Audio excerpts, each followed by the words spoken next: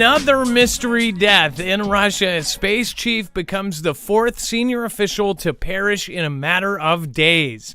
One of Vladimir Putin's top engineers has perished suddenly, aged 74, which, again, that's not a young chicken. It says the latest death among Russia's military and scientific elite this year.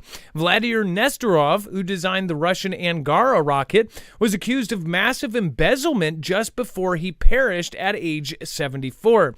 The man who made Putin's dream of space exploration possible with the creation of the world's best, quotation marks, rocket pads was under a cloud of suspicion this year.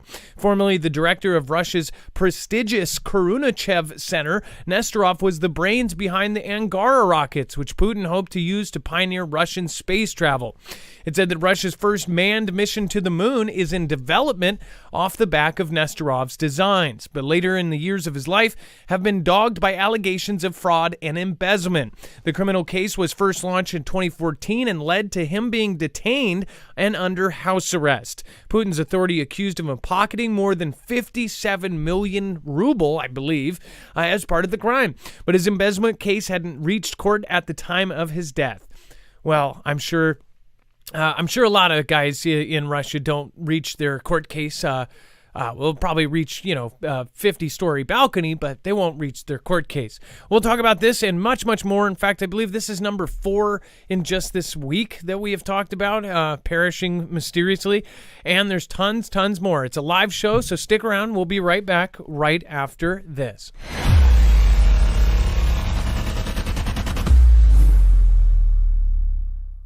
Nothing in this show should be considered legal, medical, or financial advice. The views of the callers can differ considerably and do not necessarily reflect my opinion, Dex's opinion, or anyone else who works with the show. You should always do your own research and consult with professionals. The internet is full of fake news, so please take everything with a grain of salt.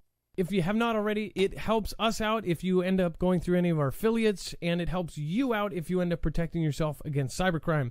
NordVPN is one of the best and one of the easiest to use. If you do not have a virtual private network, it protects your IP address, which is your online identity, which actually connects to your real address and everything else. It also connects to you. If you know anything about how they are data logging and basically getting your profiles down, you can prevent that by having a VPN. Nord is, again, one of the easiest. Download it. It's like an on switch and off switch. All you have to do. Go to marfooglenews.com/VPN. Not only will you get a giant discount on this, but you will also be helping us. I appreciate your support, and I appreciate everyone that goes through any of our affiliates. Can't say thank you enough.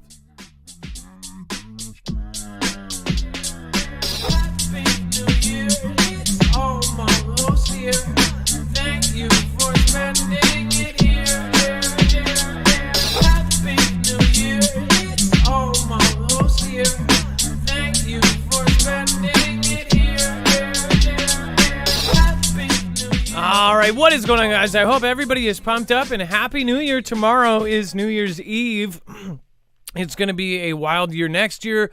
Most of us are, of course, looking at all of the different things that can happen next year. We're kind of in a deja vu situation with 2019. As far as in 2019, if you rewind, I was actually covering the beginning of CV. I was covering a certain tabletop exercise that was going on that had the numbers 2, 0, and 1 in it. And they were talking about this future thing that could happen, and they were doing all these graphs saying how it would affect our entire global economy. And, of course, in China at this time in 2019, what is that? Is that 3 or 4 years ago now? This is crazy. At that time, there was something spreading around in Xi's country, and it was really, really crazy. But that, fast forward, of course, now there's a new tabletop exercise. It went on about the same exact time, or around September, October. In fact, this one was in October 23rd. And now, of course, since Xi lifted all of the restrictions and everything overnight, now they're saying that there's some sort of new tsunami of something coming. And we are sitting here at the very end of December talking about not only the exercise, but, of course, what could be possibly happening. So make sure to go over and check out the last weeks of shows. We've kind of brought this up and made sure to cover that. And then it's also backed up on our website and archived if for any reason that I end up falling off a 50-story building or something for any reason, just know I love life and I love all of you. So let's get into it. If you are new here, remember, go over to the website, marfooglenews.com. Look for today's thumbnail, unexpected launch. And then once you see that thumbnail, once you click it, you will see that we make a full bibliography of every single article, tweet, video, picture, document that we're going to show you here today. And that way you have a source for everything that is here. We have taken, now it's about 5 years doing the show. We've gotten this down to somewhat of a science as far as making sure to add everything we can by the time the show goes live, which means the last 24 hours will most likely be here. So if you go by date, if there was a date that you want to go, hey, I wonder what happened that day, our website is a great resource for that. Of course, when I have to look back, there's not much really great resources as far as finding out what happened this day. You can go back to our website and you can find that. Of course, you can also look up any subject up in the top right corner in the search box, and there is most likely a show where we covered it. We're kind of like the Simpsons of the truther community because we have covered pretty much anything and everything you could think of at one point or another. So make sure to go there, and then on the very bottom there's a yellow bar, the overflow content. That is where all of the stuff that could not fit into the regular 2-hour show, or it's the stuff that you wouldn't talk about at a bar. So again, make sure to go check that out. There's all sorts of great stuff down there. That will be explained at the very end. All right, let's bring in my co-host/internet brother, Dex James. What is going on and how are you doing today? Hello, Adam, and hello, Foogle fam. I'm doing just fine. So thank you, everybody that has already piled in. It looks like 1,700 in chat already, so thank you so much. And Happy New Year, everybody. I will probably be putting out some sort of Happy New Year message, but this will be the last show of 2022, which is pretty huge. This whole year, if we were to do a recap, it would be pretty nuts. In this year, in 2022, of course, the supposed invasion of UKR happened. You, of course, had all sorts of different events. You had celebrities canceled. You had the rise of Elon, and in some eyes, the fall of Elon. You had Twitter purchased. You had the Twitter files. You had all sorts of crazy stuff. If you can think of other crazy things that happened in 2022, please put it in the comments below. I'd love to hear it, or put it in the chat. All right. Let's get right into the news, and then we're going to fly through some stuff, and then we have a really special video. Thank you for everybody that popped in tonight. It's definitely going to be worth it. With only dozens of cancellations on Friday, Southwest steps closer to normal. Now, if you didn't know, we covered there were thousands upon thousands of flights that were canceled, and Southwest was pretty much getting canceled. At least as far as social media goes, people were so heated at Southwest. It was like 2 days straight that it was trending as far as people hating on Southwest. People got stranded. People got stuck in the snow and in all sorts of different conditions. Of course, weather played a part, but also poor management of Southwest in a lot of people's opinions. They did a horrible job. They left people hanging. People were on layovers and ended up having to stay places for 2 days. If you were stuck in that, let us know. Dex, as far as now they're getting back to normal, we're almost past this kind of freeze thing that happened, but there's many places that are still in super, super cold temperatures. This freeze that went through was a once-in-a-lifetime event. Do you think that that's why Southwest had all these problems, or do you think it was also other stuff too? I bet there was a handful of things that happened. They put out some specific excuses to what caused the meltdown, specifically saying that there was route models that they were following that were different from their competitors, and it makes it harder for them to put staff in place when they have to restart operations after disruption. That was part of what their excuses were. I tend to think that there may have been some other stuff, like, maybe some sick pilots potentially not being available, which is why they had some delays, in addition to the fact that the weather was so bad. But the rest of the nation's airlines seemed to, they weren't perfect, but they weren't as bad, right? It was obvious, a huge glaring issue with them. So compared to everyone else. So we'll see. I'm sure they're going to investigate it. Mayor Petey, everyone's favorite mayor there, is on the case, so to speak, as his new job in the transportation sector. But I don't know if we'll get any great satisfaction out of an answer from them, but I'm certain that Southwest themselves is going to pay the price in their own brand reputation, and people that are going to be so disgruntled they'll never fly with them again, and they'll have to win back a lot of hearts. But hopefully for all of you that are right now traveling, because we know this is sort of the wrap up, the end of this travel period for the holidays, and everybody's probably heading home over the weekend if you're not already back home. Hopefully it looks like things are getting better and you're going to be able to not be stranded like so many people were in many different locations around America. And as far as like reputation goes, I've only taken Southwest twice, and I've told this story before, but when I was younger, when I was a teenager and traveling with family, we got stuck with Southwest, and we ended up getting stuck for 18 hours in the Las Vegas airport, and we had to sleep in the Las Vegas airport. And if you've ever been to the Las Vegas airport, it's full of slot machines, or at least it used to be. I don't know if they've changed the laws or anything, or I haven't been there in a while, but it still is. Okay, so that airport, it has all of the dinging sounds, the ringing. There was like virtually no place. The quietest place was basically like 25 slot machines dinging in the background, whereas like if you went a couple hundred feet down, it was like 1,000 machines or something. It was just the loudest airport ever, and we had to be there for 18 hours, and only half of our family was able to get onto the flights. And I remember my uncle had to actually get back to work on that Monday. So there was one spot, and then they split us all up. And I think I was like, I was pretty young, and I ended up having to fly by myself. And I ended up getting in between two of the biggest people ever. And neither one of them wanted to give up their aisle and window spot. So I ended up sitting with my head on the actual like table tray. And the whole flight was like this with my head on the tray, because these people were literally, I mean, they should have bought 2 tickets. That's how big they were. I mean, I don't hate on big people, but I was literally like this in the thing the whole time. And that's my memory of Southwest. Not to mention all of the different stories I've heard of Southwest. Southwest didn't have a great reputation to begin with, but on this single day, 1,635 Southwest flights, or about 46%, almost half of all of its flights, were canceled at the same time. That is pretty bad. And again, when you look at the other flights, one of them had like 12% of its flights during the worst part of the winter.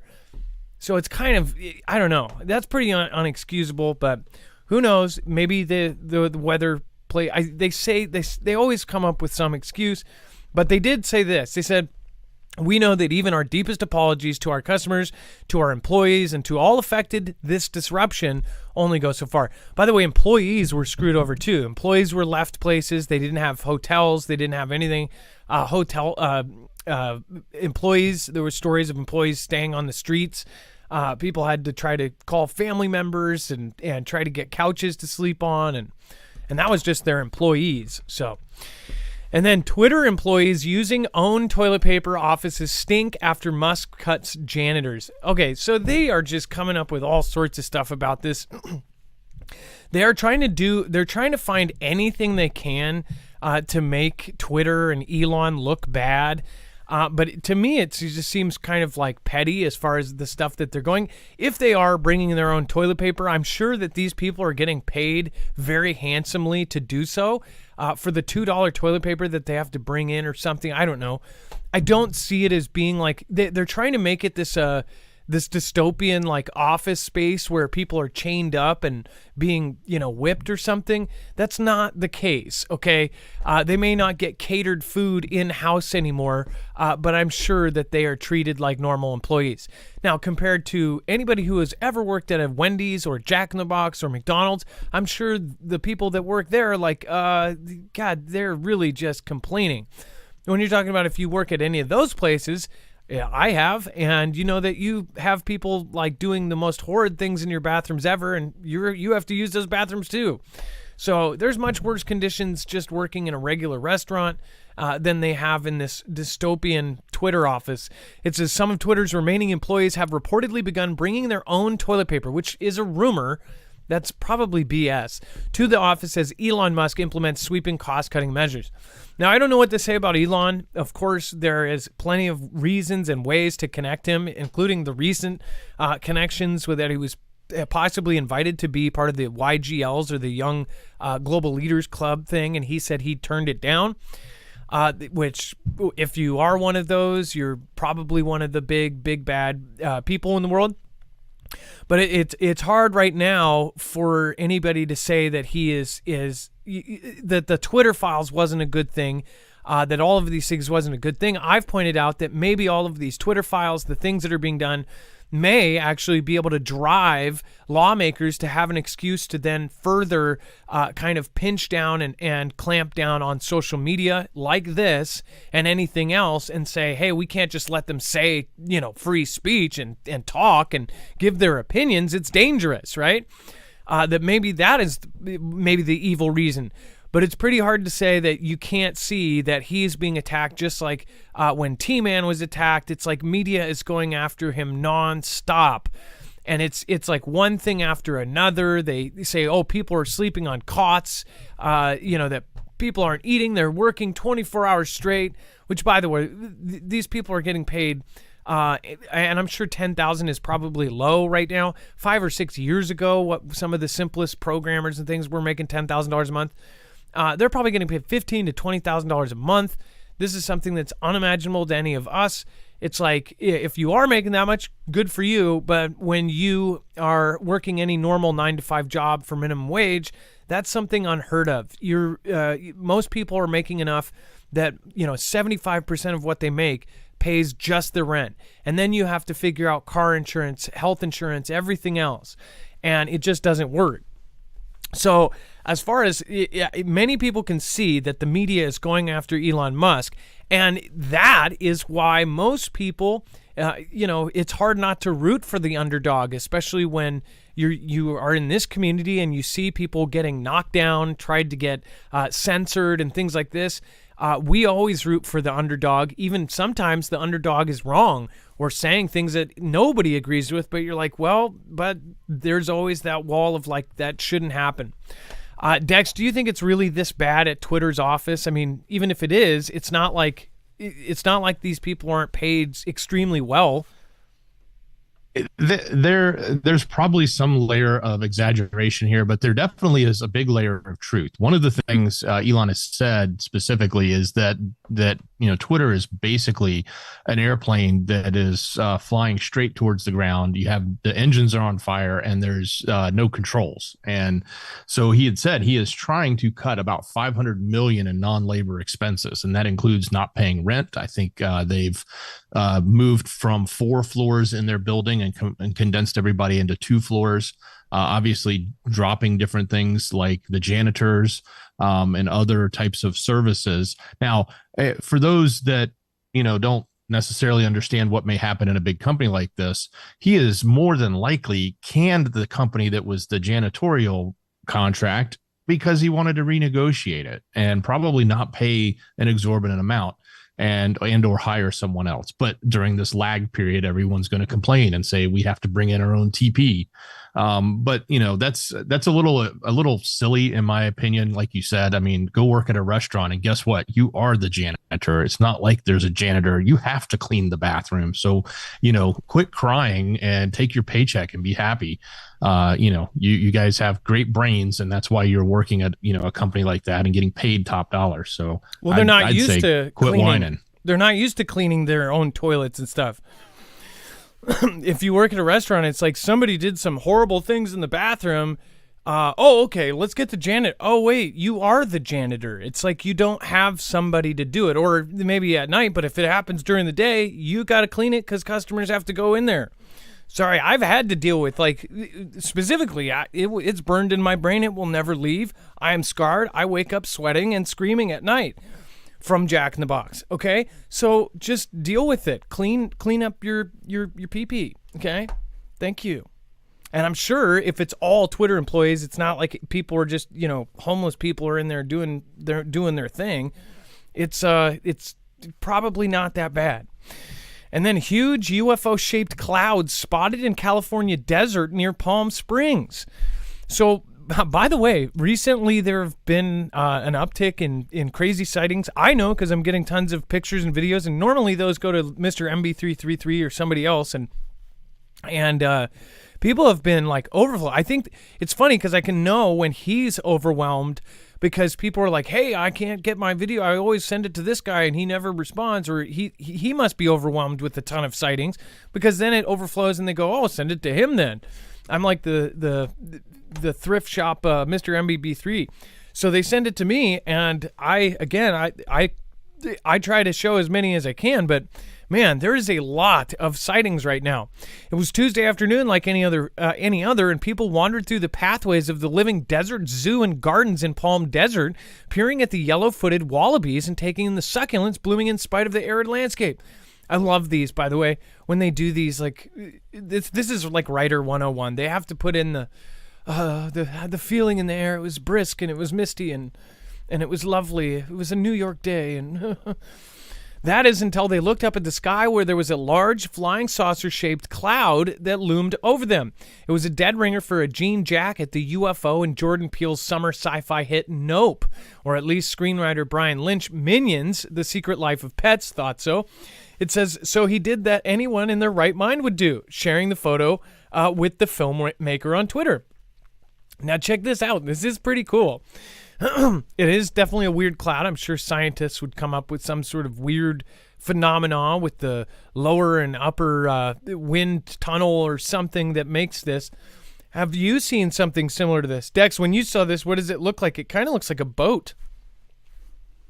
More than It certainly got that saucer shape to it, and it definitely looks like something you've not seen before, at least from a cloud. So I could see, I certainly would be taking a picture of it myself if I was there. That's a pretty rare sight, and I'm sure there are plenty of people that question, like, is there something else going on with that too? I'm sure the scientific community has a perfectly sound explanation for it. For sure. Well, and then look, there's like perfect rings. Look at how it almost looks like something is coming down from space. Like the clouds are moving out of the way. Like there's a craft that literally dropped.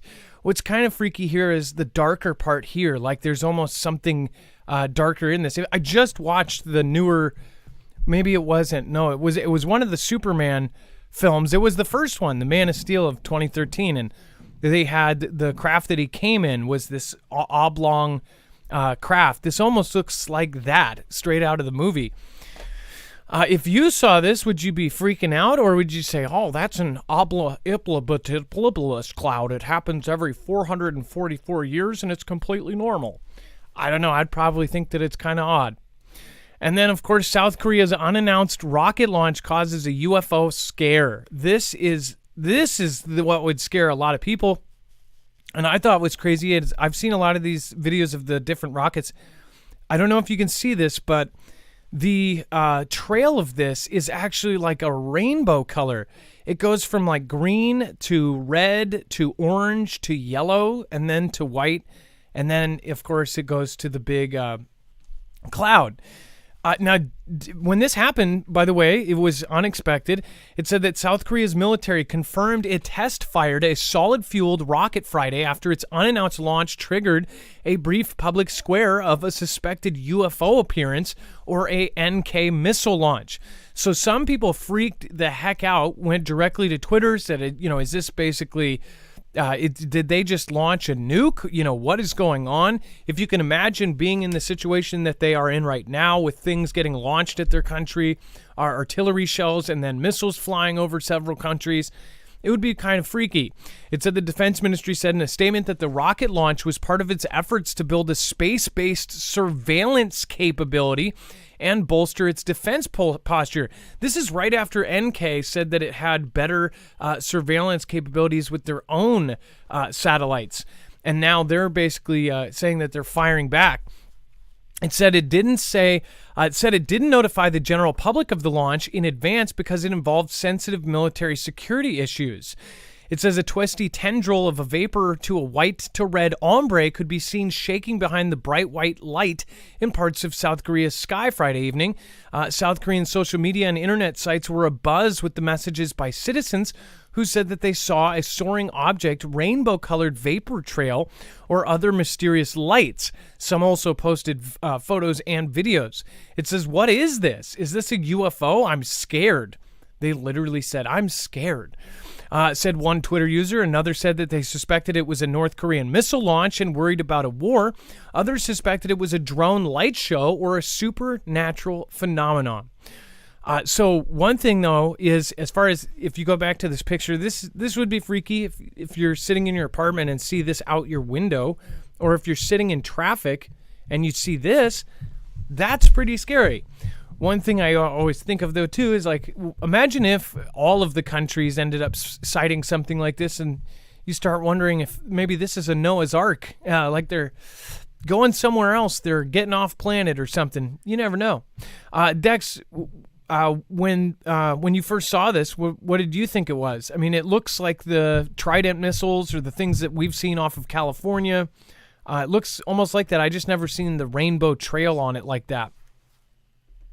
Yeah, my first reaction to the picture was, this looks like, any Starlink launch in the, the twilight or the late evening, time period when it still catches the sunlight up in the atmosphere. That we've seen that numerous times here. So they probably don't have the benefit of seeing it that often in SK.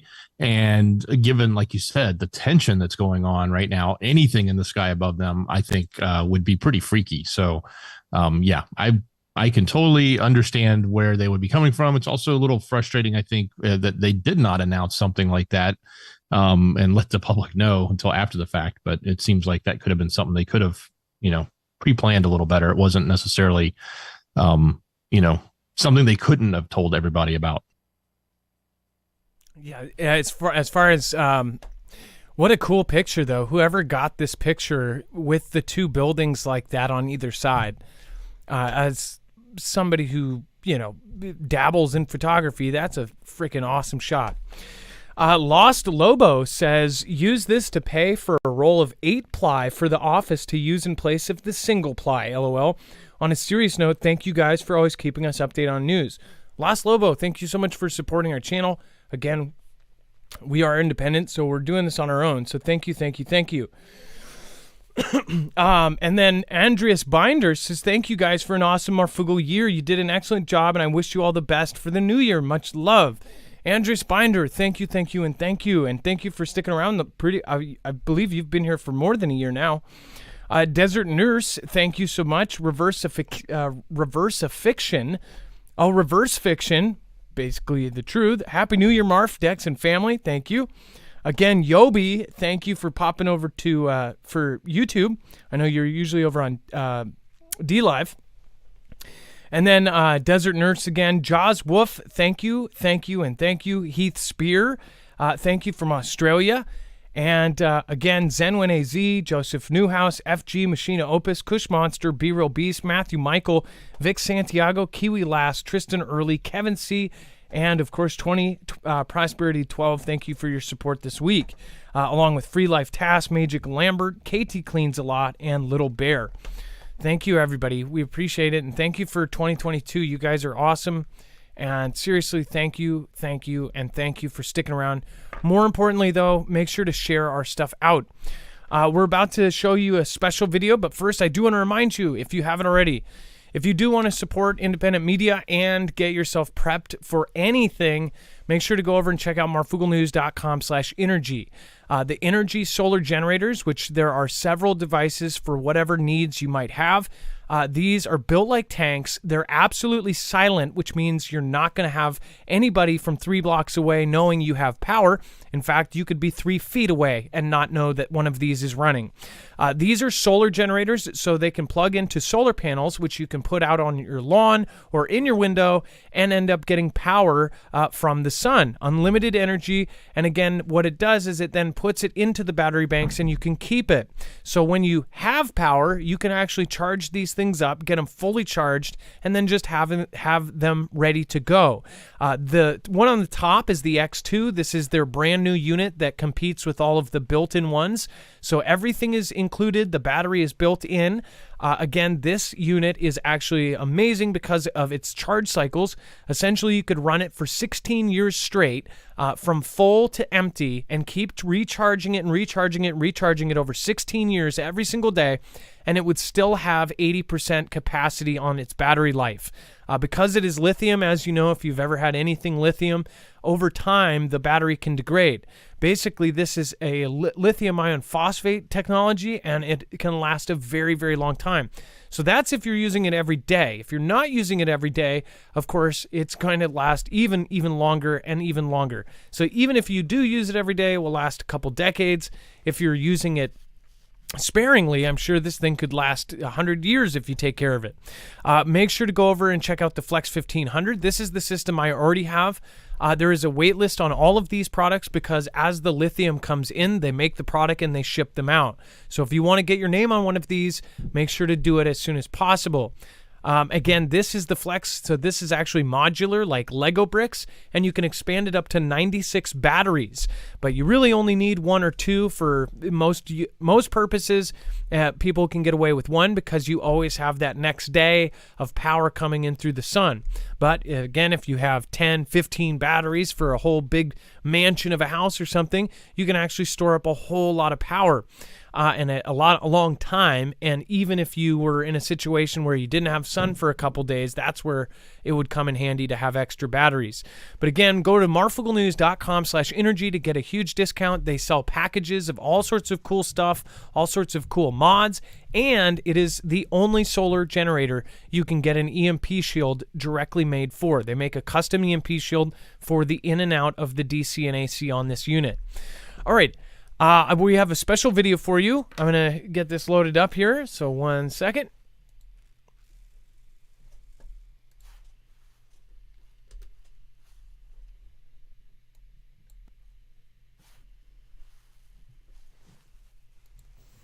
What is going on, guys? It's Adam, aka Marf, and I just wanted to take a quick second to say thank you. Thank you for watching, thank you for sharing, and thank you for participating in this wonderful family that we have created.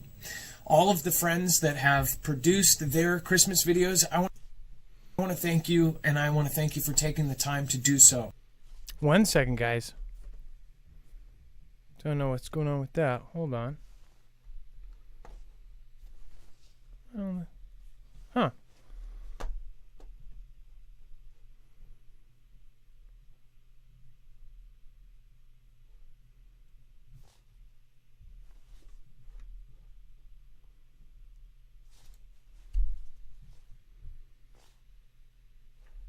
Let's try one last thing.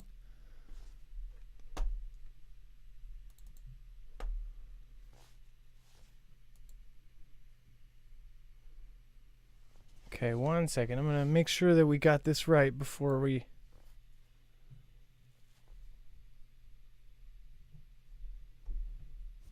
Huh.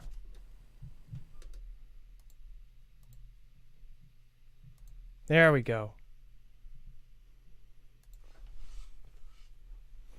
Okay, let's try this one more time. It is a live show. You never know what's going to happen. Okay, Marf, and I just wanted to take a quick second to say thank you. Thank you for watching, thank you for sharing, and thank you for participating in this wonderful family that we have created. All of the friends that have produced what is going on here? Their Christmas videos, I want to thank you, and I want to thank you for taking the time to do so. It really does matter that we have a family and a community here that backs each other up and pushes each other up and not down. So thank you from the bottom of my heart and from my family to yours. Merry Christmas, Happy Hanukkah, Happy Kwanzaa, Happy New Year, Happy 4th of July, Happy whatever holiday you're celebrating this year. I appreciate you, and I really am thankful and very, very grateful for each and every one of you. Thank you, guys. Happy holidays. Be safe, be prepared, and Marf on. Hey guys, it's Wager World coming at you. Hey, we're going to wish you guys good happy holidays. Christmas is already passed. We're coming into the new year. Got a whole lot of other people here behind me going to do you the same. So from Wages World to you guys, happy holidays. God bless. Yahusha saves. And yeah, I hope you can still drink this Kool-Aid. What's up, real world? Twisted Luck. Just wanted to say Merry Christmas to the entire fam. From my Twisted family to yours. And I hope everybody has an amazing time. Spend time with family, with kids, make happy memories, because that's what it's all about. And I'm going to break some news right here, right now. Bang! My Twisted family is growing. I'm very grateful. So you heard it here first. I'm very excited, very happy, very proud, and I'm very thankful for all of you. I appreciate all of you and all your support. Merry Christmas, fam. Each and every one. Hello, Fugle fam. Survival Living here, and on behalf of my family and community, I want to wish you all a Merry Christmas and Happy Holidays. Now, to Adam and Dex, I definitely do appreciate all the support that you've given our channel over the years, and I appreciate all the information that you provide all of us here in the community. It gives us the opportunity to prepare for events that will be coming our way. So I want to thank you so much, and to everybody else, Merry Christmas. I mean, come on. Everybody knows it's not Christmas till Hans Gruber falls from the Nakatomi. Hello, everyone. I just want to wish you all a happy Hanukkah, a blessed Yule, a Merry Christmas, a joyous Kwanzaa, and a very happy New Year. Toodles. Hello, Fugle fam. I wanted to wish all of you a happy, very merry Christmas, a happy Hanukkah, and all the other things. I don't know them all. I don't have all of the religions of the world and their holidays memorized right now. But you know what I do have? I have a song for all of you. I hope it warms the cuckolds of your heart.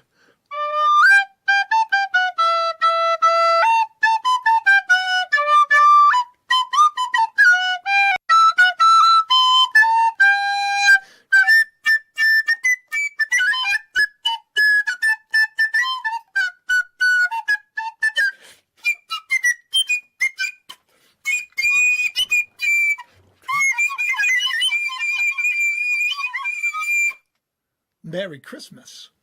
Hey everybody, I'm Captain Tommy Scoville of the Lifeboat, and on behalf of my partner, Captain Mark Wages, and everybody who's a crew member on this boat, we just want to wish you happy holidays, and just around the corner now, a very happy new year. Please, if 2023 starts out tough, don't suffer in silence, or if you find yourself struggling with addiction to anything, right? Please reach out. Don't suffer in silence. This really can be the best year of your life. So, again, on behalf of everybody at the Lifeboat, hope you had a very Merry Christmas or a Happy Hanukkah or however you celebrate the holiday season. And here's wishing that 2023 is a better time for everybody. God bless. Happy holidays, Marfoogle family, from everyone at Deer Creek Society.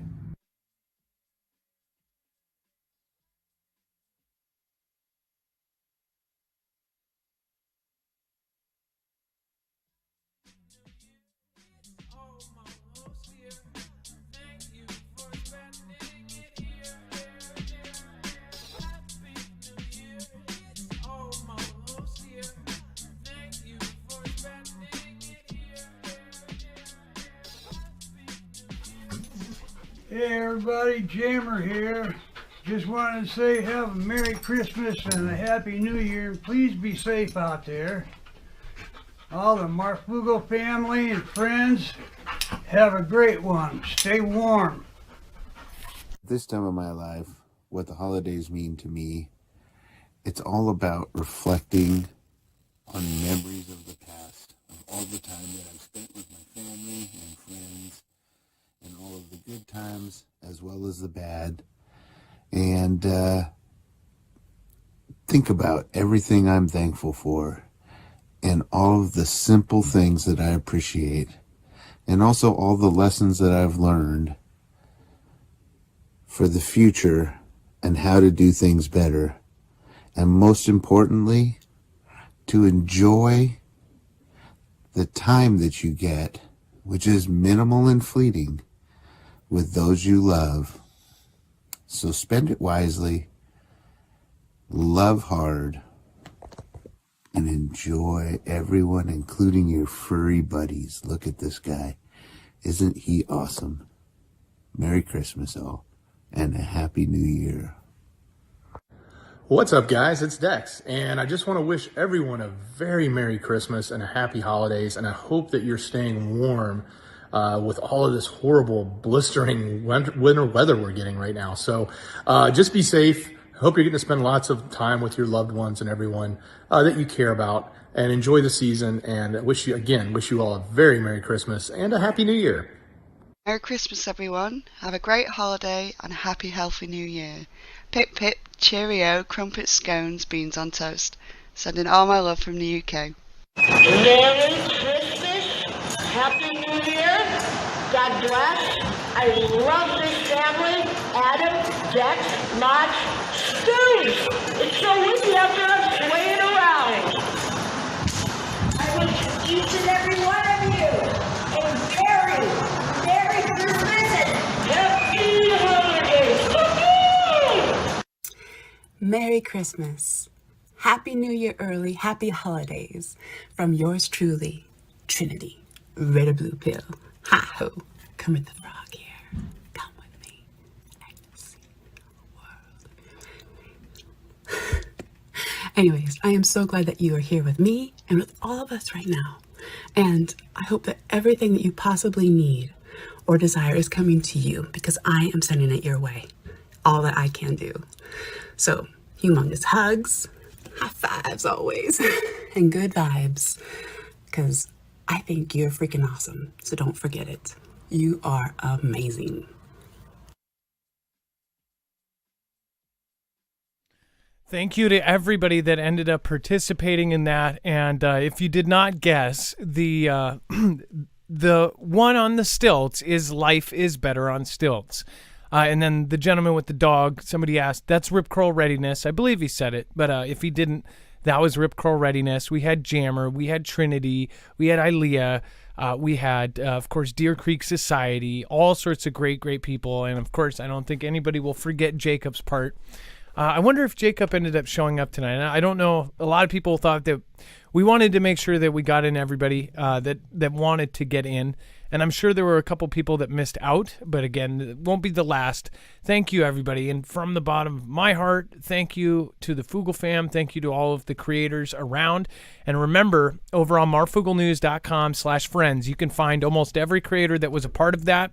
And if you can't, just let us know. Send us an email. If there's somebody that you say, hey, I want to check out their channel, email us, adam@marfooglenews.com, dex@marfooglenews.com. Or again, you can ask any of the mods, and they probably have a link on the ready. So thank you so much, and thank you for everybody that has been a part of this since we started, since I was doing videos out of my break room and in my car. Thank you for being here now. It's insane to say that we're 5 years in. So thank you, thank you, thank you. Love you guys. All right, and then can't really. Don't know really. Thank you, by the way. Thank you, Dex. And it's 2023. 2023 is going to be a crazy, crazy time. Dex, do you want to cover China cracks advanced microchip technology in blow to Western sanctions? As we have been trying to shut them down in the sense of not allowing them to have technology because we wanted to curb their ability to advance beyond what we're currently doing here in America.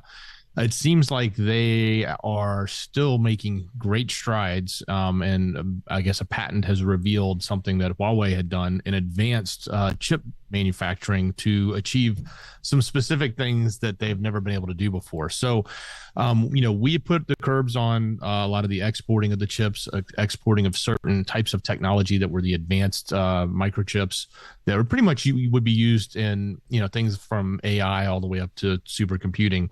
And we didn't want them to have that kind of technology, or at least we wanted to slow it down enough so that we could catch up, because as we've been reporting, and lots of others have reported, they have made such great advancements that we were sort of falling behind. And our country has looked at that as a strategic issue and needed to do something about it. Well, it looks like, Xi's country is not really worried about it, because they're making their own developments and they're moving forward with their own advancements in this technology. And I expect them to do it, and I won't be surprised if we don't see much more of this. They have a huge number of brains that are working on this. They have a huge investment in education around the tech industry, and they have a lot more people doing it. So I just can't imagine that they're not going to continue to advance as much as we may try to stop them from doing it. So that's what this is about. They're using some extreme ultraviolet lithography, EUV technology and transistors that can be created, just nanometers in size. It's a whole bunch of, really cool high-tech stuff that we would see in more modern chips that we make, or design, I should say.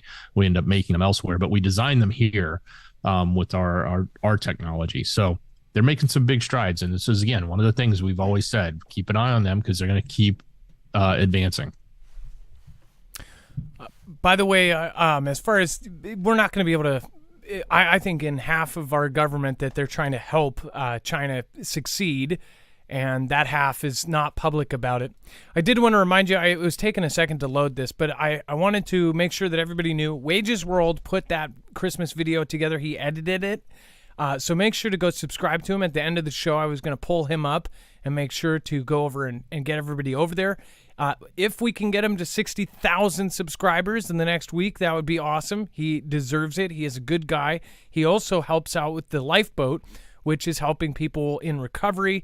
He devotes a lot of his time either to following solar eruptions and solar events. And then when he's not doing that, he is helping people in recovery when he's volunteering his time with the lifeboat. So make sure to go subscribe to him. He, again, had to do a lot of work to put all of those videos together.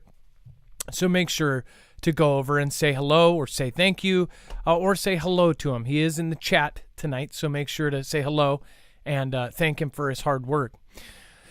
And then China's apocalyptic ghost cities where 65 million homes lay deserted as Communist Party faces economic chaos. So I will just tell you my opinion as far as I think that there's a lot of BS around the ghost cities, and I think there's official narratives, and then I think there's sub-official narratives that are put out to make people think something that it's like there's 4D chess revolving around these cities. There is something in the back of my mind that thinks that these ghost cities are going to be for something else. Now, I've seen some pretty reasonable explanations behind the ghost cities. Again, if you don't know what the ghost cities are, China has whole cities that are made to look like landmarks around the world. In fact, there's a small France. And somebody pointed out there's one that looks like a Midwest town, and it literally is like a copy of this random Midwest town. I mean, it's a touristy Midwest town, but essentially they've made it look like that. In Paris, their mini Paris, it actually has an Eiffel Tower. I think the Eiffel Tower there is bigger than the one in Vegas. Like it's a good size Eiffel Tower. There are areas that look like different parts of London. There are different parts of New York. There's different parts of all of these different places around the world that are then copied, and they have these squares or landmarks from that country in these ghost cities. And it's all over, and these are spread across China in all these different places, but none of them are inhabited. We're talking about actual ghost cities. Some of them have just a basic level of janitorial stuff to keep them clean and to keep up with them. They, of course, do street cleaning and things like this, but when you drive or ride through these areas, it's essentially empty buildings. Every single building is empty. You're talking about huge apartment complexes and townhomes among townhomes and thousands, millions of units that are unhoused. Now, the reasonable answer that somebody came up with, and they said that this is part of it, is that in the Chinese culture, before you even say if you want to marry a woman, in their culture, you're supposed to have your own home, or you're supposed to own a home before you pop the question. And they say that a lot of people will end up buying one of these cheaper homes in one of the ghost cities, and then they'll hold on to that as like an investment, but they'll also say, hey, I own a home. There's stories of essentially them saying that they just keep building and building and building, and it's how they've crutched their economy up by essentially building and building and building like it's a big racket. But one thing that gets me is why there's so many of them, and I mean so many of them in whole areas, and nobody lives in them. Nobody wants to travel out to them. There's no transportation. They're just out where nobody lives, and they are spending billions of dollars on them. And one thought, again, if you look at some of these, they are completely separated and completely far away from the mainland China. And it makes me almost think like if they did plan for like a nuclear conflict and they knew that all of mainland China would be hit in some sort of major exchange or something, that they could end up going to somewhere else, or they could have people move into these ghost cities afterwards. Or if there was an event in the world that basically wiped out most of the world, that all of the people in the know, or the people that helped, China with this, could go to a place that was similar to their homeland or where they came from. So if politicians high up or elites in Paris ended up helping them with their world domination, after Paris is destroyed, they could move into a mini Paris and they'd feel somewhat comfortable. There's, of course, that's a tinfoil hatty one, but it is very, very weird. And the more you look into it, the more you'll get baffled, even with their reasonable explanations of how they keep their, economy propped up. It's very, very odd. If anybody remembers, if this is a quiz for all of you hardcore Marfoogles, what is the Midwest town that a caller called in and said that they made a ghost town after? Does anybody know that? Dex, I don't think you probably don't remember either, but there was a Midwest town. It was like Buffalo. It wasn't Buffalo. It was Montana or somewhere in Montana, and they've made a complete copy of it. They've made complete copies of the Arc de Triomphe. They've made copies of all of these different landmarks around the world, all these wonders. And they even do the architecture of whatever place that is in these ghost cities. It's very Jackson Hole. You are right, Rebecca Snavely. Oh, you got that. Carol McLean got it as well. Teresa Stoddard. They have done Brooklyn. They have done that. Yep. Wyoming. Yes, Jackson Hole, Wyoming. And it's like, why? St. Louis, the Arch. They've done that as well. Google Earth. Anybody can get maps of anything. Not surprising. Michigan lifestyle. Let's see here. Lisar Hall. Hey, by the way, Lisar Hall was not in that video. But again, if you guys haven't checked out her channel, she is such a hard worker and such an amazing, sweet woman. She's one of the sweetest people here. So make sure to go over to Friends and go to the mods section and go subscribe. Let's see here. Tara Bile says, I'm going to cheat and say, Jackson Hole. Lychee Town. Yep. Yes. Montana. No, you're right, J-Mac. Montana is not Midwestern. You are totally right. So I'm glad that people even got it with that, but they probably remembered the caller. Ireland, I believe that most all of the countries are taken care of. Virginia City is awesome. Let's see here. Larry Schultz. I don't know if it's Schulte.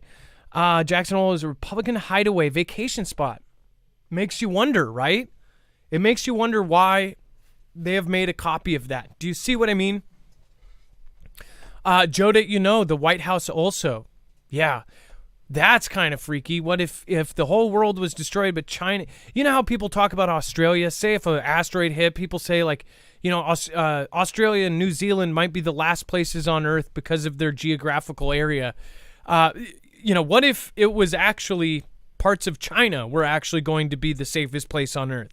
Maybe they knew it, or maybe they have tracked an asteroid exactly to where it's going to hit, and that will be the safest area. And they're building millions and millions of homes for the elite of the world to go move. It is a freaky, freaky thing. Courtly James says Noah's Ark. By the way, with all of the uptick in, like, all of a sudden, a few years ago, if you guys remember when Space Force was enacted, and then, of course, when all of a sudden it went from, we need to get rid of our rockets. We don't need NASA anymore. We don't need to go to space. All of that was just, like, dropped. Then just a little bit longer, and then you go, boom, all of a sudden everybody's trying to get to Mars. Everybody's trying to get to the moon. Countries that don't even have the money were trying to get to the moon, trying to send things to space. And it just seemed to me like it was very, very weird. Greenland will still be there too, says J-Mac. Ricky Space says, who is going to stay in all those holes they've dug out? Well, I'll tell you, it's pretty crazy. Some of the places are very nice. Some of them have beautiful London architecture or European architecture. Some of them are very, very beautiful. Go ahead, Dex. I believe it was Calamity Girl, or actually I think the screen name is no longer a Calamity Girl, that called in about the Jackson Hole story. But the other thing was, do you remember they said that they were teaching Mandarin at the schools there, which made it even more creepier. Not only is there a city that's a replica of theirs, but in their public schools there, they're teaching Mandarin. Yeah, that is right. And they weren't, saying it to be mean or anything. They were just saying, like, it's kind of strange considering where it was. And then I would love to know how that is like a Republican hideaway hole thing. If that is somewhere where, the rich and elite go to, kind of like Aspen, Colorado, the rich go there to ski and the people that have houses and cabins in Aspen, right? It's where the rich and the very powerful go on their vacations, their little secret hideaways, right? So I just wonder. I've never been to Jackson Hole, Wyoming. I'm sure somebody like Bones or somebody else, some of the truckers that have been through the entire United States, I'm sure they could tell you why somebody would make a copy of that. But it just seemed super sus. Mr. Bean says, yeah, I smell you. Yep. And it's a lot like Aspen, says Ricky Spice. See, I've never been there, but I just use that as an example. But I could see that as, even back to Dumb and Dumber, you see that as like the rich elite place that, oh, I have a house in Aspen. I have an house in Aspen. Oh, I'm going to my cabin in Aspen. My cabin in Aspen. We're going to have hors d'oeuvres in Aspen in my cabin.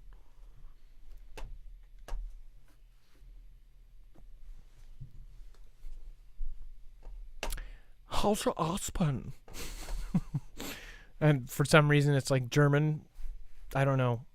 The rich are just all German now. And then Aerospace Intelligence tweeted a plan. J-11 jet flew in dangerous and close proximity to USAF RC-135, forcing the aircraft to conduct evasive maneuvers. We covered this yesterday. Here is what we believe is the unclassified intercept of whatever happened there. So let's see here.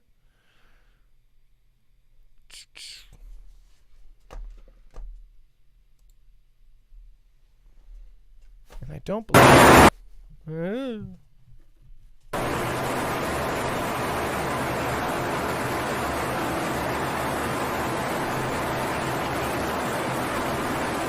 So the 135 is obviously a lot slower. That jet could be going Mach speeds. But then it of course, did this thing where it went within 20 feet. By the way, when you see this, it does not look like it went in front of it. But I guess it probably went in front of the wings, right?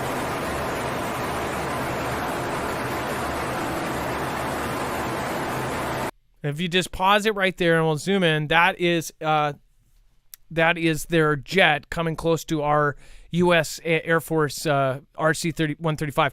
Now, their jets, I don't know how hot this stuff comes out the back, though, but out the side of this are these huge wings because this is a big plane. So that is, they said at one point it was within 20 feet of the actual aircraft. This was the thing. Now, from the story I first read, it sounded like it actually went in front and cut it off like it was in traffic.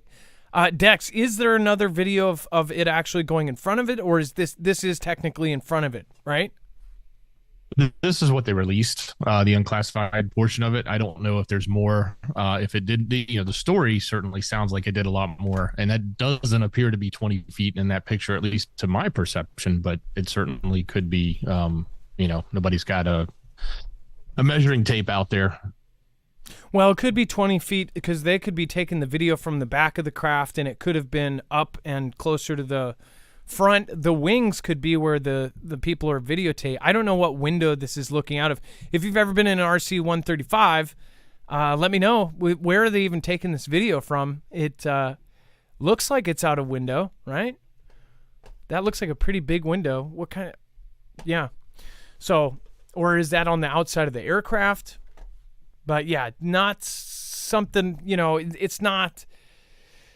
Some of the articles that came out yesterday or the day before when some of this came out, it sounded like they flew right in front of their nose and almost, made them crash. And then some were more reasonable and said that it came within 20 feet. And then Putin took cancer drugs that warped his decision-making on UKR. This is, of course, according to Danish intel, which, of course, if we're looking for the primo intel, we go to the Danish. Reviving disputed theories about his health.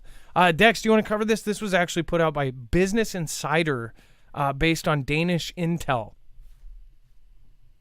Well, apparently they think that he was taking some sort of thyroid cancer drugs, and that they're claiming it could have warped his decision making when he actually decided to do the invasion of UKR. So that's a pretty big claim. We've seen all of the rhetoric of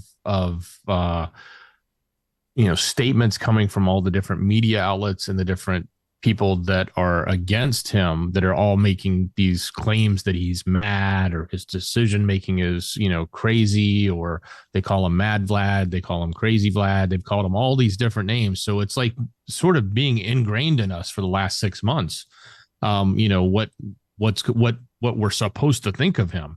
And now they're coming out and saying, hey, this is specifically because of a specific type of treatment he was taking, that's what would have caused him to have this type of, mental change that caused all these statements that people are making about him. So I don't know, all of this stuff, take it with a big grain of salt.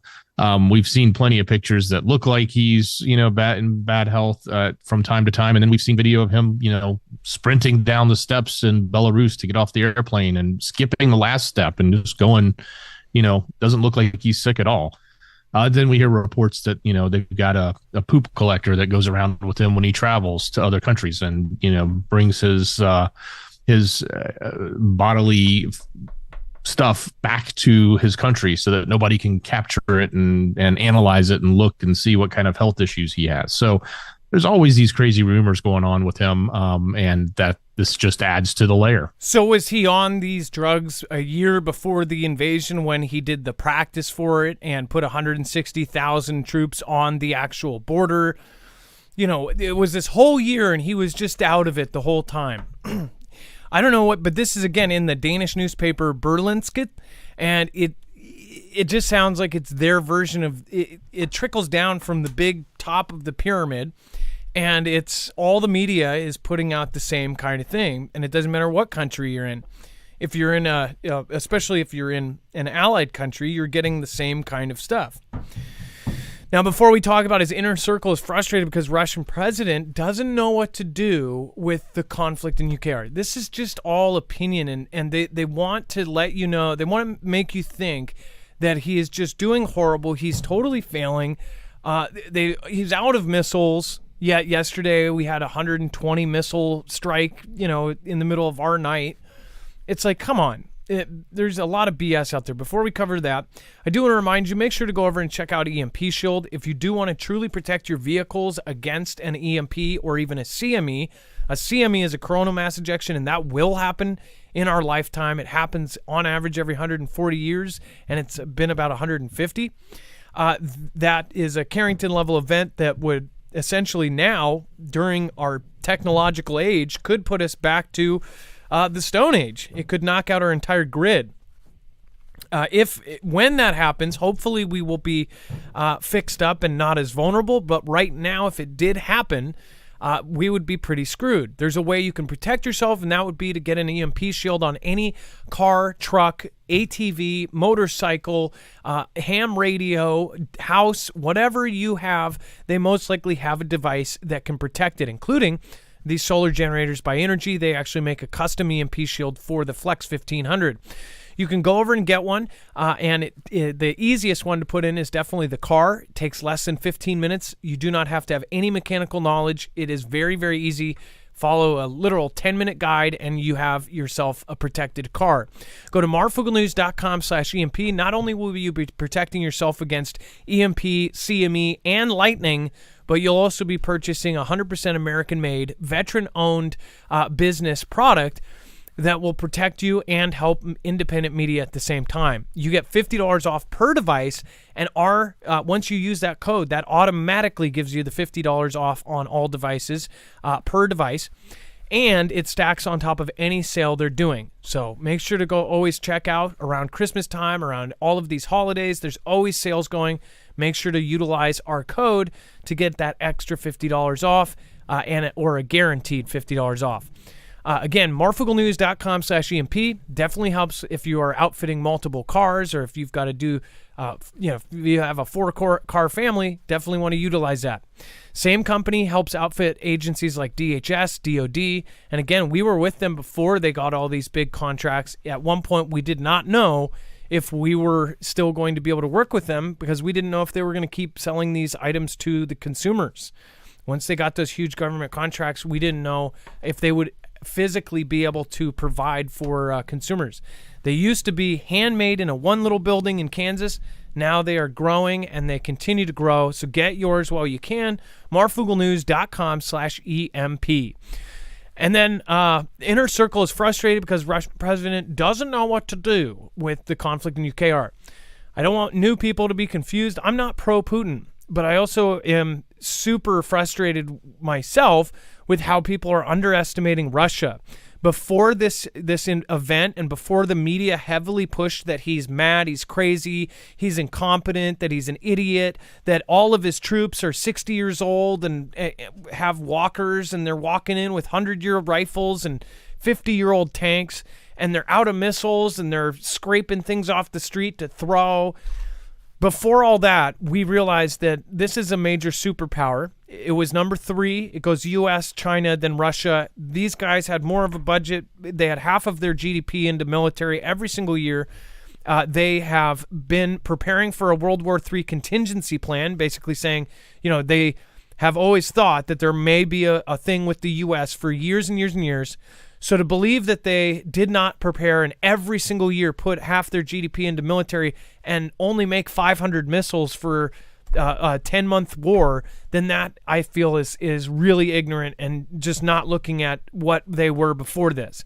They have special forces. These guys, in general, if you take our 18-year-olds and their 18-year-olds, look at the hardship that they go through in their daily lives in most of Russia. This is a communist nation. The people there are tough, and it's we can always go, we're America, we're badass. Yes, we are, but they also you don't want to say that these are all a bunch of wimps.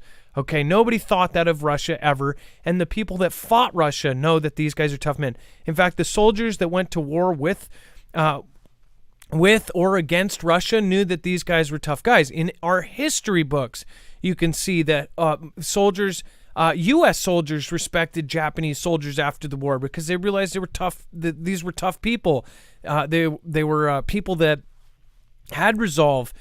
Now they're making them look like they're all running from the lines. They're all just like leaving their posts. They're a bunch of wussies. I don't think that's true. I think that that's propaganda.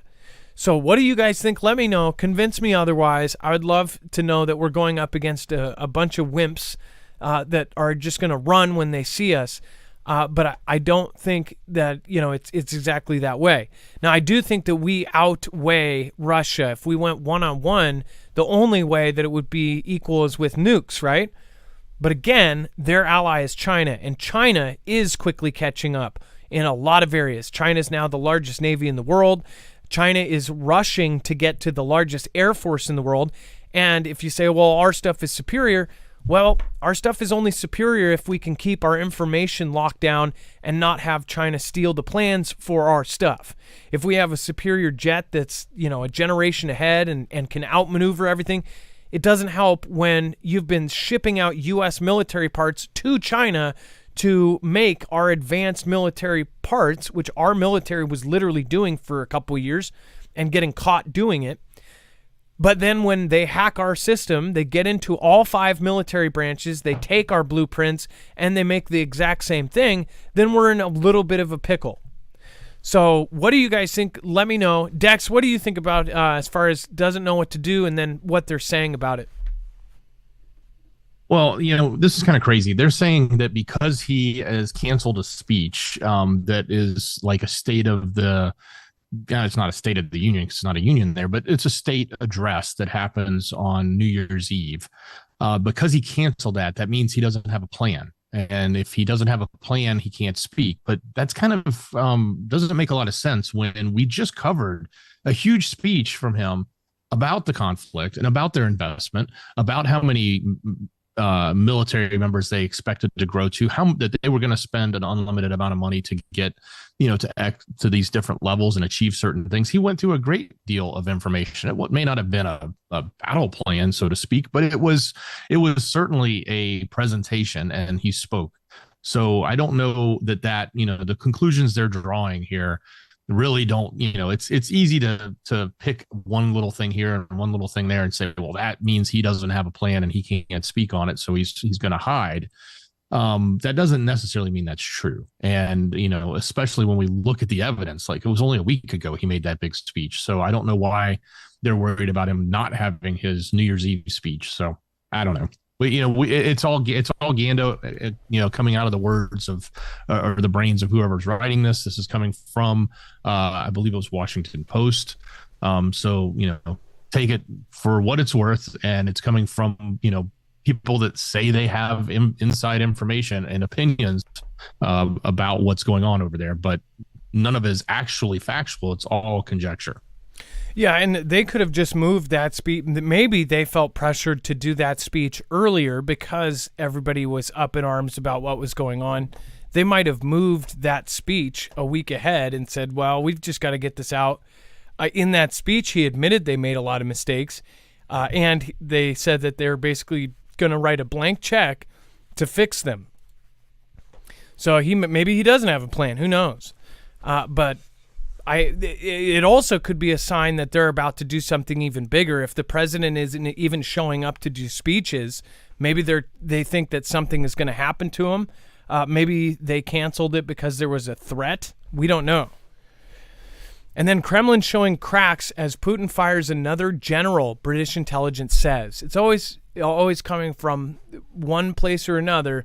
But it said that Vlad is revolving doors of generals probably indicates fractures in the Kremlin and disagreement among top officials as the war in UKR enters its 11th month.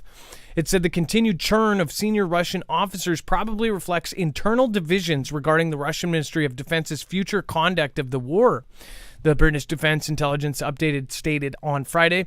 It said the report followed rumblings that Lieutenant General Yevgeny Nikiforov is likely in the process of taking over command.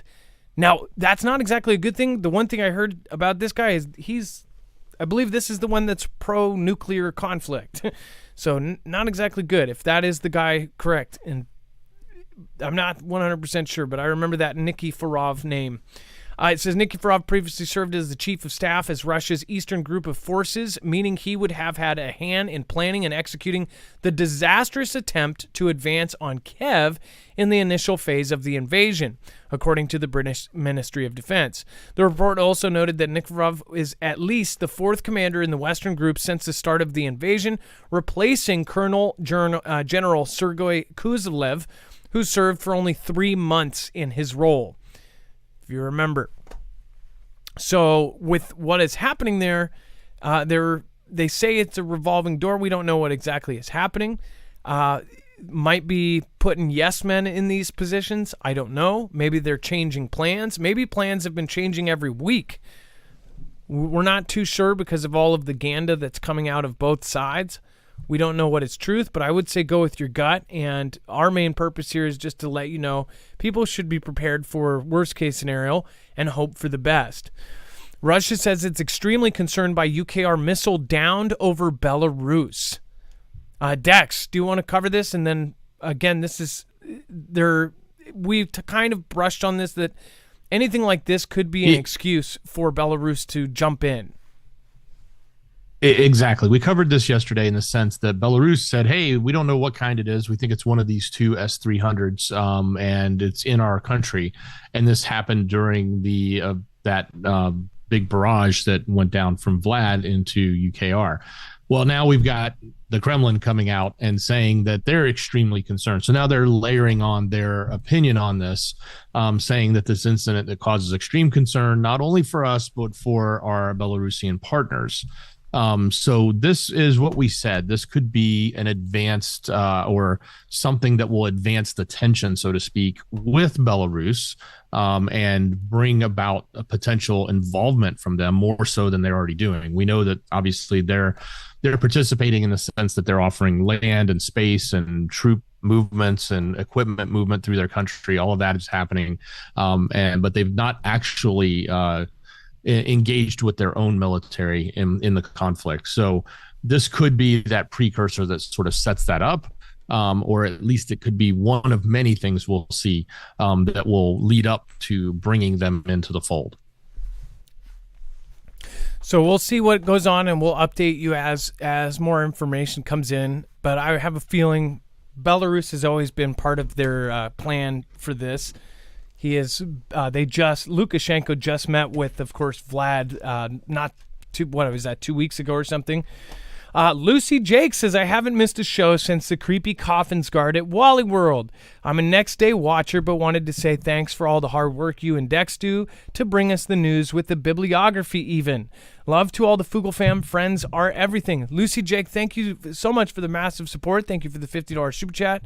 Again, make sure to just share us out. And I'm guessing that you showed up because on yesterday's replay, I asked to show up to today's show. So thank you so much.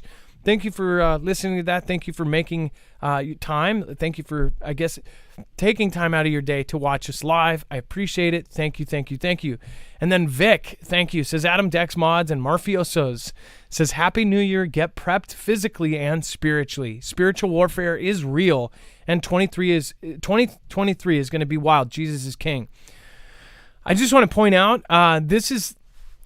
I really hope that people end up looking at what is going on online for our kids. And we talked about it briefly when we talked about how kids are watching YouTube and things and parents are putting their kids in front of stuff. The algorithm, say you are really good at monitoring what your kid is watching. Roblox in specific, and I almost want to do a video on this. This is insane. Roblox is a game that these kids play very early on. It's kind of like a Minecraft, but one thing about Roblox that makes a difference is anybody can contribute to this game. They can make custom worlds, and that's the biggest part about it is people make these custom games. So they'll make one where it will be a mall, and you walk around with this cartoon character in a mall, and each store, whoever designed it, actually made each store have different little games and activities. And they can almost like code in different activities in each store, or you can buy things, and you can actually buy with real money. So people, there's this motivation that if you make a good game or whatever, you can actually sell kind of these digital things in the game, and people will use the Robux to buy this stuff, right? It's a giant game. Tons of kids play it. I'm sure people in chat are like, oh, my kid plays that. People need to be extremely careful. If you look up YouTube kids shows, you will see that now this big thing, Huggy Wuggy, Kissy Missy, these sound like, oh, cute. Huggy Wuggy is a nightmarish cartoon character with spiky teeth and blood around his mouth.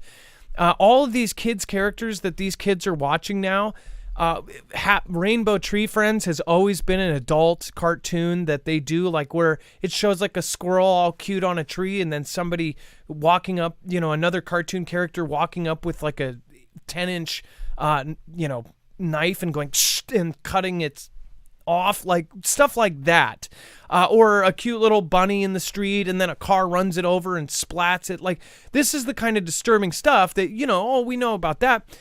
But these things have then gotten into Roblox and then gotten into Roblox players, and then every little kid that watches the basically adults play these games, they're playing some of the creepiest things. And I'm telling you, this is absolutely demonic, and people don't realize that there's a whole section of this, and now it's being pushed and pushed and pushed. I'm surprised it hasn't become an adpocalypse. In fact, it's not been an adpocalypse. It's been pushed and advertised and even sponsored. Now, I'm not pushing for another adpocalypse. Heck no. But I will say, I don't understand why a kid's game is allowing this kind of disturbing imagery and things in their games. It's kind of like the Balenciaga stuff. It's all this other stuff that's been push towards our children. Our children are not only getting that, but they're also getting all of the other messages that we've been, all in debate about forever now. But nobody's even talking about the disturbing things that children watch. What kids like to watch now is these scary games that back when we were kids, our parents wouldn't even let us watch. They would cover your eyes and go, you need to leave the room. This is what is actually being pushed. And we're not talking about towards teenagers. We're talking about push towards 3-year-olds, 4-year-olds, 5-year-olds, 7-year-olds. The stuff that if we watched when we were a kid, we wouldn't like the light turned off because we would think that there was nightmarish monsters. We're talking about Slender Man, all of these creepy characters, Siren Head. This is the popular thing now. And it's popular to have animals and freaky monsters with blood and guts and half of their body missing and creepy pasta video stuff ingrained into the children's stuff. Even if you have it on YouTube Kids, this stuff is actually pushed and put to the top. I am just absolutely. So when you say that, it's a spiritual warfare, it is absolutely spiritual warfare. And I would say if you are somebody that needs to have your kid in front of a tablet for a little bit to get stuff done, or if you have a busy schedule and there are good shows, there are good things that you can have them watch, educational stuff, but you really have to be careful now because it is getting horrible. It is horrendous what is now being pushed. It is. Even if you're not religious, you should be like, okay, that's demonic. That's like straight up creepy. You'd if I showed you some examples, you would go, holy moly. I might pull up Huggy Wuggy and some of these creatures that are now sold in the mall. They have whole vestibules of Huggy Wuggy and Kissy Missy and Slender Man and this stuff. This is the popular stuff. This is like back in our day, it was Elmo. Now Elmo's, forget about that. If you put some sharp teeth on Elmo or if you put a zombie face on Sonic, that's what's popular now. And that shows you where our community, where our culture, where our humanity is going. And I don't know if it's just in the U.S., but it's most definitely in Europe and in the U.S. And most of the allied countries with YouTube. It's freaky. And then Putin launches latest nuclear submarine, Emperor Alexander III, as part of a new fleet. Dex, do you want to cover the newest nuclear submarine they just added? It's got some scary features. The submarine was launched in the city of Severodvinsk. I cannot pronounce that. I'm sorry. It's on the White Sea, and it was after being developed by the Vlad shipbuilding company Sevmash. So they just put this out. They've, released yet again another submarine, which is the one thing they seem to have plenty of. They don't seem to have a lot of aircraft carriers. The only one they have is one, and it's in dock, and it's on fire, or it was on fire. So, but it is interesting to see the number of subs that they keep producing. Probably not at the level of G's production, but the fact that they're putting more of these out, especially since they are such a large nuclear a holder of warheads. These are certainly the types of vessels they're going to put them in, and put them, right off of our coasts, so to speak, would be their ideal location. So another, addition to their fleet, another, sub we're going to have to learn about. We're going to have to learn how to detect, how to hunt, how to, figure out its signatures in the water if we can. So that we can defend ourselves against it and hopefully track where it is at all times. And some say that they have another secretive one that they have been working on that was supposed to release in like 2 years from now, and they say that now it's ahead. So this is not the secretive one that we mentioned earlier in the year. That one is supposedly either out or released, and they're not even talking about it. And then Monk Searcher, it's going to get worse. Yeah.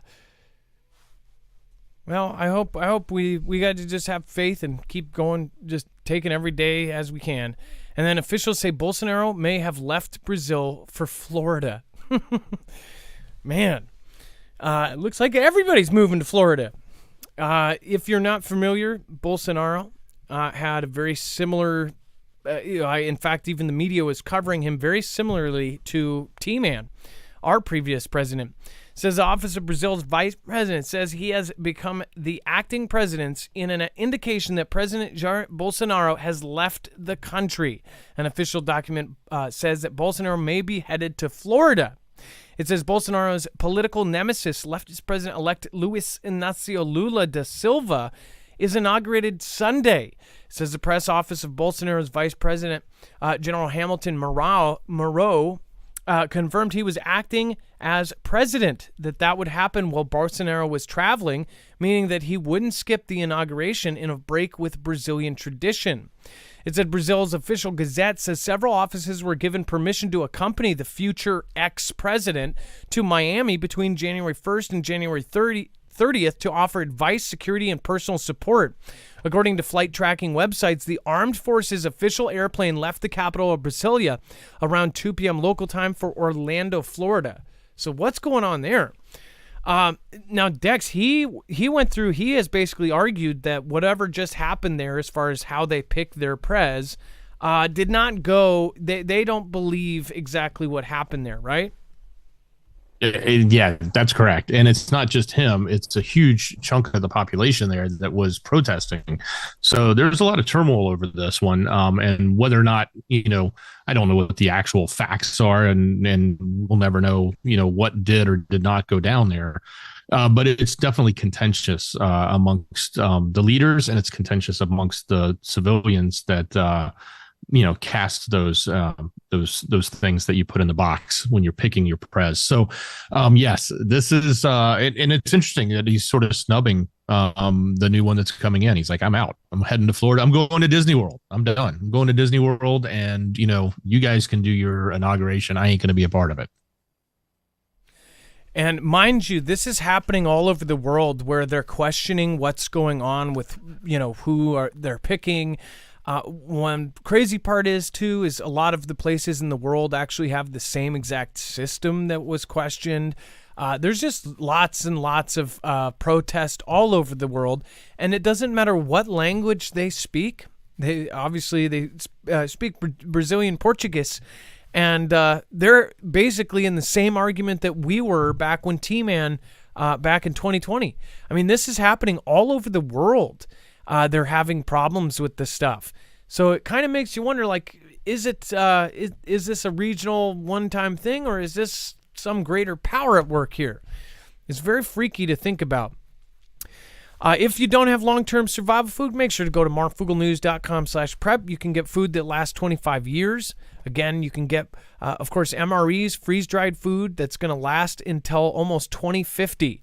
Go to marfuglenews.com/prep, and you can get the 3-month supply, again, for $200 off right now. Some of the biggest discounts ever, including a $70 off on the 1-month supply. That's marfuglenews.com/prep. When you go and get food or any other item from them, you are also giving us a small commission, getting a huge discount, and of course, you are preparing yourself for any kind of event, including storms or, of course, tsunamis, earthquakes, whatever may be your regional disaster that could happen.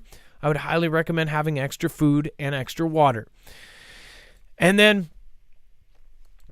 again, that's marfuglenews.com/prep. And then we have U.S. exclusive when it loads here. Come on. You can do it. You can do it, buddy. There we go. Exclusive U.S. considers airline wastewater testing as EV surges in China. So just keep in mind what I said at the beginning of the show here. What we are in right now seems a whole lot like a deja vu scenario, and it is really kind of freaky what has been happening and how things have been going. The tabletop exercise that was done back in October, things are looking a lot like 2019. And I'm not trying to say that anything will happen, but if you follow the same patterns, it's kind of freaky. Now, for all of us here, most of us were following that extremely closely. If you were following my show 4 years ago, then you knew. You were there for all of this, and you were watching it kind of happen. And it's really, really quite freaky to see the same exact things happen. Now, the majority of the population was not following it that close. In fact, most people wanted to ignore it until it was literally, telling them they couldn't leave their home. Most people were not following. So you would think if you're at the very, very, very, very, very, very top, you're thinking, well, 99% of the people aren't going to notice that this is exactly what happened in 2019, and it's almost exactly. Now they say it's swirling around Xi's country, that it's horrible and it's 10 times worse. And, of course, they're saying that flights are going to every part of the world and bringing a possible mutant strain and all of this. And that it's more resistant and everything else. This is literally what was just done on a tabletop exercise, and it even had the same scenario. But now people go, oh, that tabletop exercise says 2025. Doesn't matter if they said 3044 or 5056 or something. Who cares what year it said? Look at the situation happening right now. People need to pay attention. You already went through CV. You would think after CV, everybody would be just a little bit prepper. At that point, when they went to when they waited in the 4-mile lines to go to Costco, you think that person after that 4-mile line and after getting there to no toilet paper and no canned goods, you would think that person would go, okay, after this is over, I'm going to get some extra food and I'm going to get some extra water. But again, most people have still an average of 3 days of food in their fridge. It says that as CV infections surge in China, the U.S. Centers for Control and Prevention is considering sampling wastewater taken from international aircraft to track any emerging new variants. Deja vu is dang right. Dex, go ahead. Look at this. Same thing was done in 2019, by the way. So here we have it. We've gone from, Vlad's poop to now everyone coming in from China's poop being analyzed in the airplane, or not in the airplane, but from the airplane. So this isn't going to necessarily identify any individual person or stop anybody from coming in if they have it. It'll help them, I guess, track the variants. Right now, I think they're up to 7 airports, SeaTac being one of them and LA being another one that was recently added to the testing that they're doing to people coming in, which makes a lot of sense because that's on the West Coast. There's a lot of travel from Xi's country into the U.S. into those airports, and the others, I don't know what the other ones were, but I remember them saying there's 7 now doing the testing. So they're proposing that they want to add this to the testing of all the planes when they land so that they can look and start to see if there's any variations that are coming in. I don't know the science behind that, but I would question if that blue junk that's in the water would actually be able to be tested. So we'll have to see if they even come around to do this. I know they did this in New York. They did it in a couple other cities where they were back in 2020, or really probably by late 2020 when they started doing some of that. They were testing the sewers and the stuff coming from different buildings and neighborhoods so they could sort of identify where they thought variants were. I don't know how successful they were in doing that, but we did cover quite a bit of that. I know it was in New York and a few other places that did it. Well, yeah, and who was that? Was it Glass? Something Glass says, man, there's a lot of talking tonight. Yeah, literally. Hopefully we're bringing in 2023, and I really do have some high hopes for 2023. It's the end of the new year. I hope that a lot of you have New Year's resolutions that include just looking at the negative and trying to turn it into a positive, trying to be ready and be more complacent through the whole thing. Don't ride the roller coaster of the media. We're going to see scary things in 2023. That's a guarantee. It happens every single year. There's these cycles of the media where the media will jump on.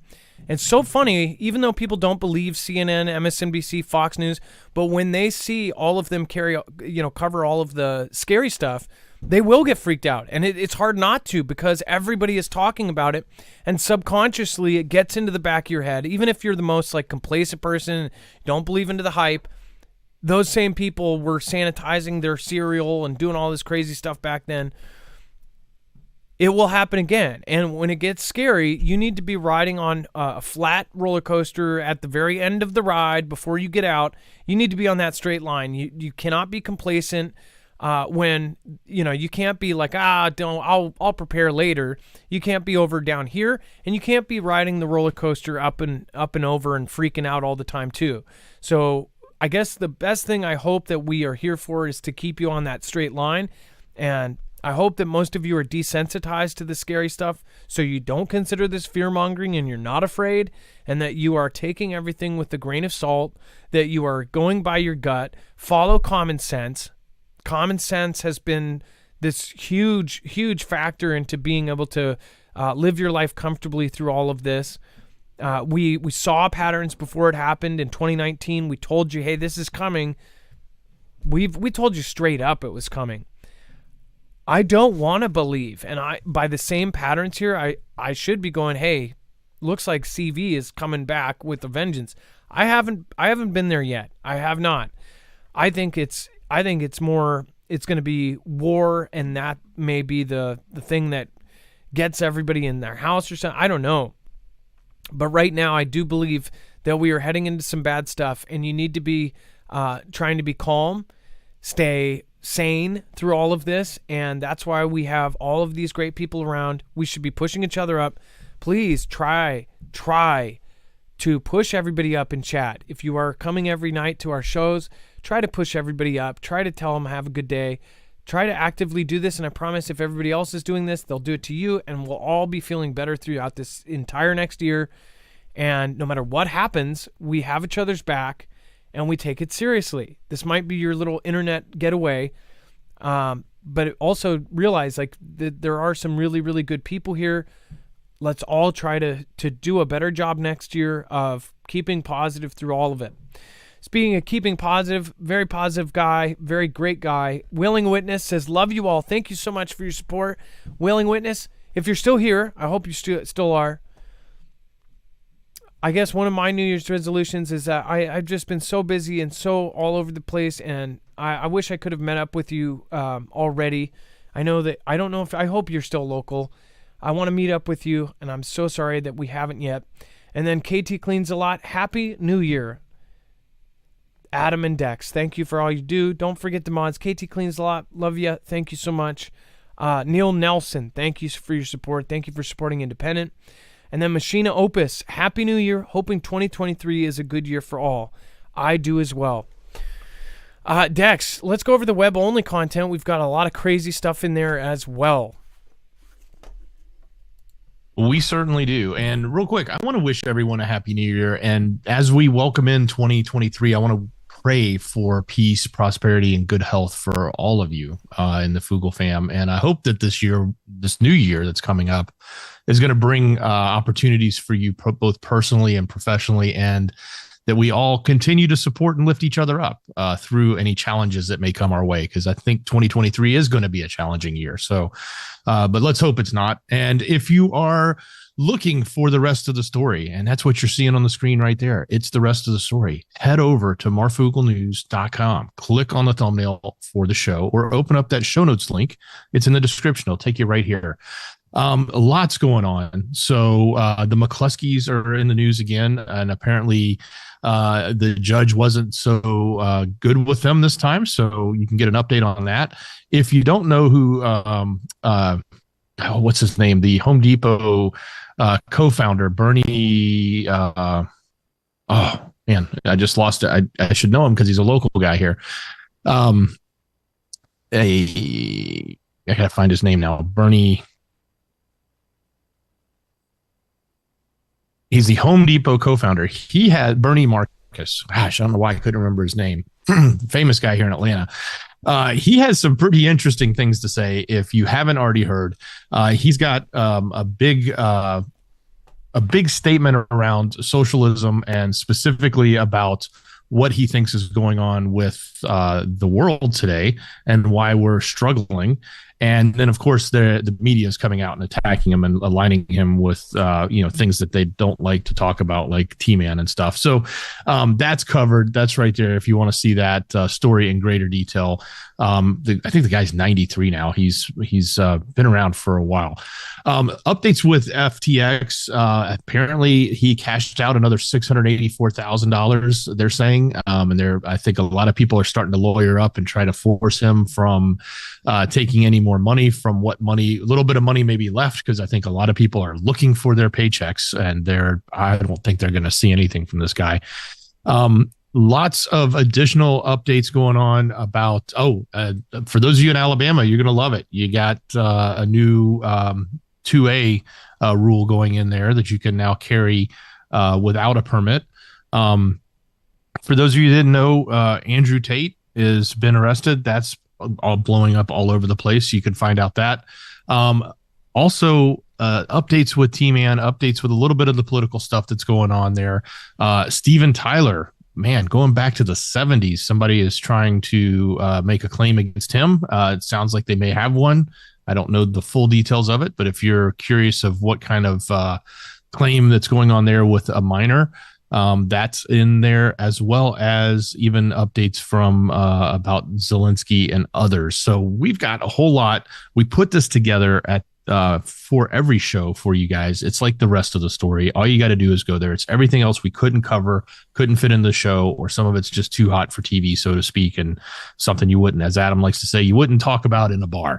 So it's all there. Head over to marfooglenews.com, click on the thumbnail for the show, or open up that show notes link in the description on either YouTube or Rumble. It's easy to get to. We do it for you every night. And again, I want to wish everyone here a very happy and prosperous New Year.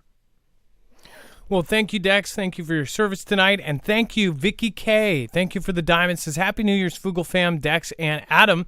Looks like Kimbria popped in. Thank you. Over on D-Live, Mary XX, Beer Juice.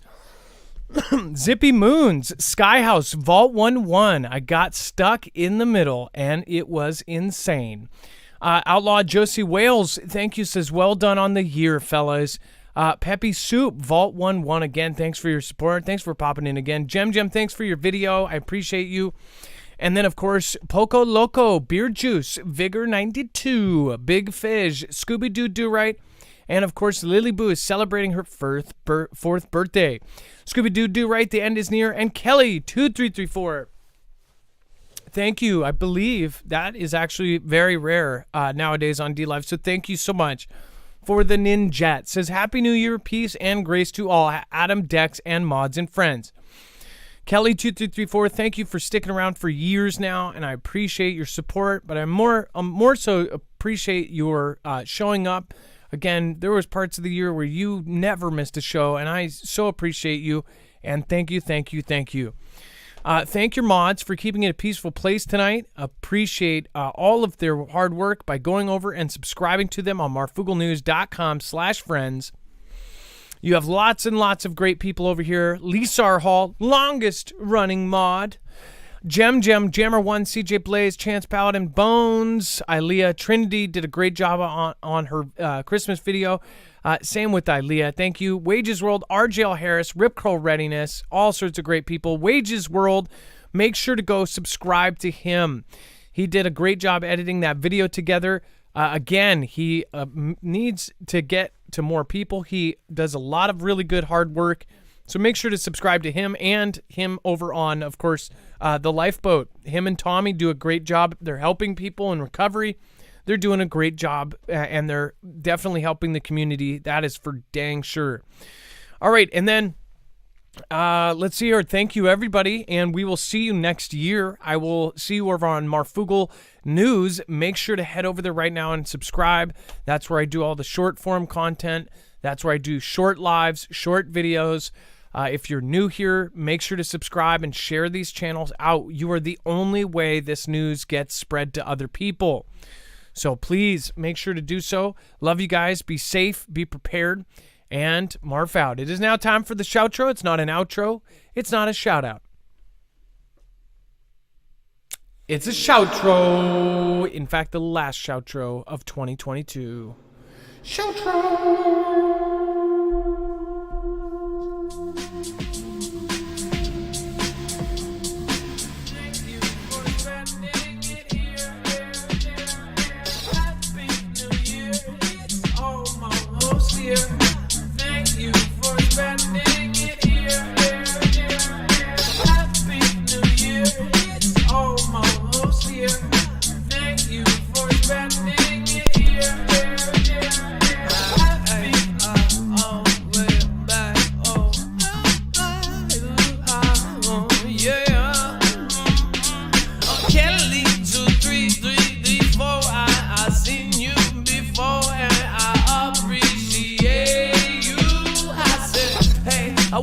beer juice, and the Vigor 92 and the beer juice, and the Poker logo in each day.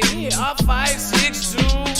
I got big fish, I got big wishes, and they're all coming true. And it's almost the end of 2022.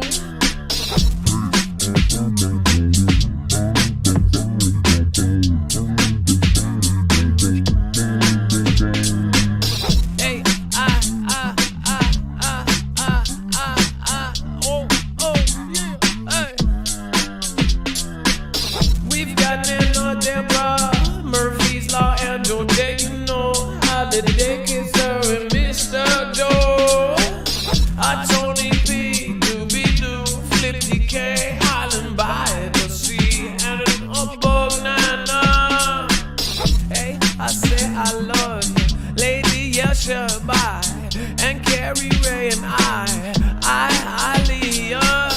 and keep all the jams going. Make sure to subscribe to Marfoogle Jams, where the track goes at night. Teresa Stoddard and Matthew Shaw, a Jedi on that flight, Southwest Red Eye. Happy New Year, it's almost here.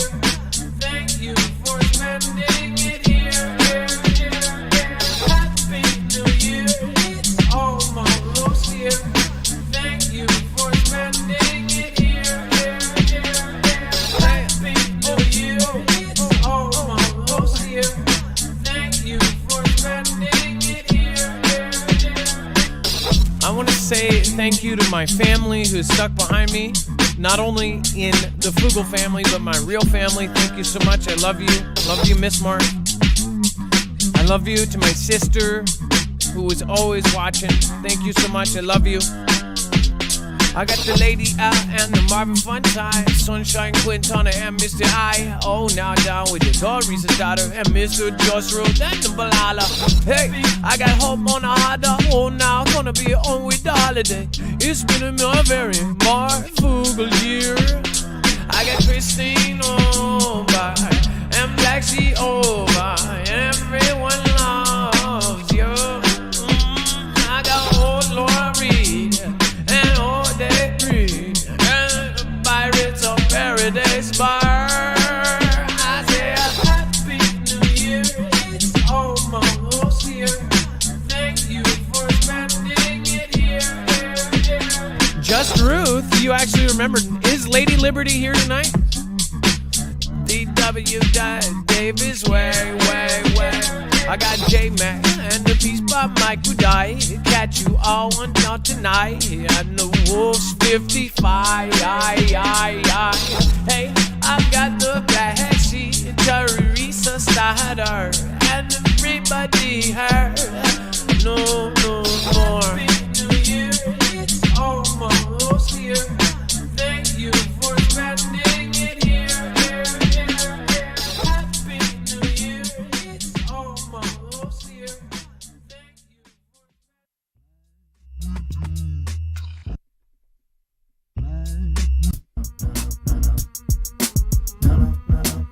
All right, let's make a fresh one for Kelly 2334.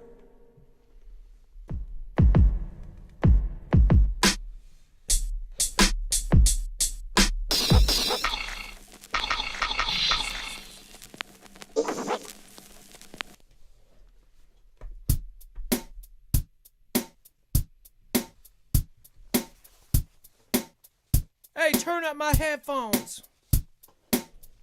Don't they say that before they make songs? Yo, yeah.